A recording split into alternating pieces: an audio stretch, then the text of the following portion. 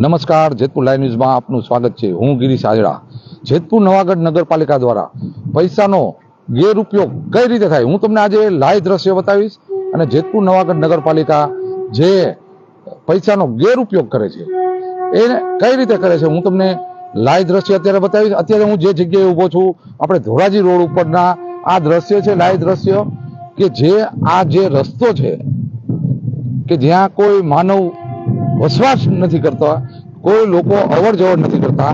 તમે આ જે સીધો જ રસ્તો જોઈ છો ત્યાં આગળ રેલવે ટ્રેક આવી જાય છે, તેની ઓલી બાજુ કોઈ ના જઈ શકે, કે કોઈ આ બાજુ ના આવી શકે, કોઈ રાહદારી માટે આ ચાલવાનો રસ્તો નથી.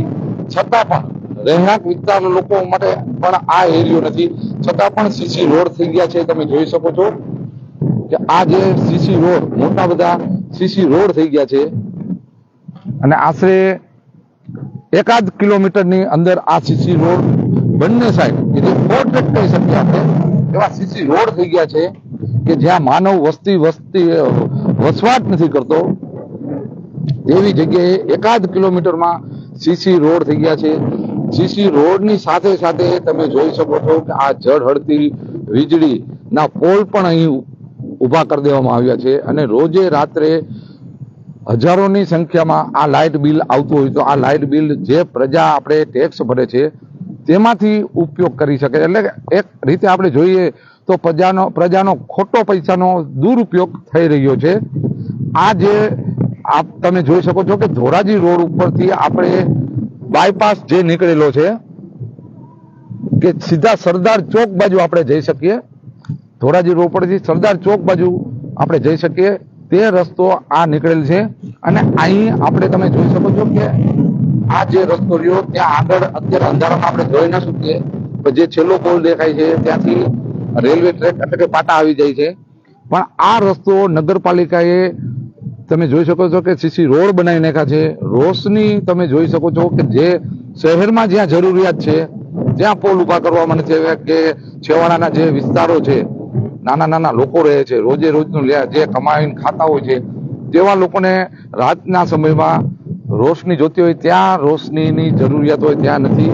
અને આ જે જગ્યા છે કોઈ માનવ વસ્તી અહીં રહેતી નથી, છતાં પણ જેતપુર નવાગઢ નગરપાલિકાએ સીસી રોડ કરી નાખ્યા છે. અને તમે જોઈ શકો છો કે આ પોલ ઉભા કરવામાં આવ્યા છે. હજારોની સંખ્યામાં દર મહિને બિલ આવતું હશે તો આ પ્રજાના ટેક્સમાંથી કપાતું હશે. આ તમે જેતપુર નવાગઢ નગરપાલિકાની ઘોર બેદરકારી તમે જોઈ શકો છો કે આશરે 1.5 કિલોમીટરની આસપાસ આ રોડ સુનસાન છે.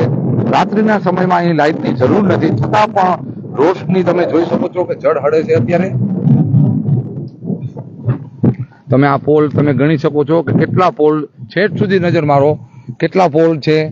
તે પોલ ની લાઇટો ચાલુ છે, અને અહીંથી કોઈ વ્યક્તિ દિવસનું પણ પસાર નથી થતું. એનું કારણ છે કે અહીંથી રાહદારીઓનો રસ્તો જ નથી, આગળ રેલવે પાટા આવેલા છે. આ જે કામની મંજૂરી કોણે આપી છે એક લોકોમાં ચર્ચાનો વિષય છે કે આ 1.5 કિલોમીટરની આસપાસ આ સીસી રોડ, લાઇટના જે પોલ છે, લાઇટ છે, અને રોજે રોજ લાઇટ ચાલુ છે, છતાં પણ રોશની વિભાગમાં જે કર્મચારીઓ હોય તેમને આ જે લાઇટ ચાલુ છે તે બિનજરૂરી ઉપયોગ થઈ રહ્યો છે. પ્રજાના જે ટેક્સ છે તેના ખોટો ઉપયોગ થઈ રહ્યો છે. અને આ જે સીસી રોડ છે તેનું કામ કોણે મંજૂર કર્યું હશે કે જ્યાં માનવ વસ્તી જ નથી. એટલે અનઆવરત આપણે કહી શકીએ. અત્યારે લોકોમાં આ ચર્ચાનો વિષય છે.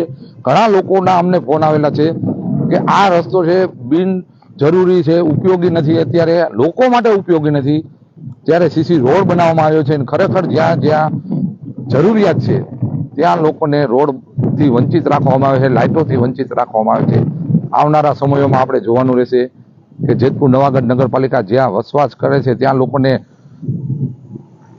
જે જરૂરિયાત છે પૂરી પાડશે કે કેમ, આવનારા સમયોમાં જોવાનું રહેશે. અને આ જે બિનજરૂરી ખર્ચા કરવામાં આવ્યા છે અત્યારે તે આપણે જોઈએ કે આને ઉપર કોઈ એક્શન લેશે કે કેમ, આવનારા સમયોમાં જ આપણે જોવાનું રહેશે કે આ જે બિનજરૂરી ખર્ચો કર્યો છે સીસી રોડ અને લાઇટોમાં, તેમાં આપણે આવનારા સમયોમાં જ આપણે જોવાનું રહેશે.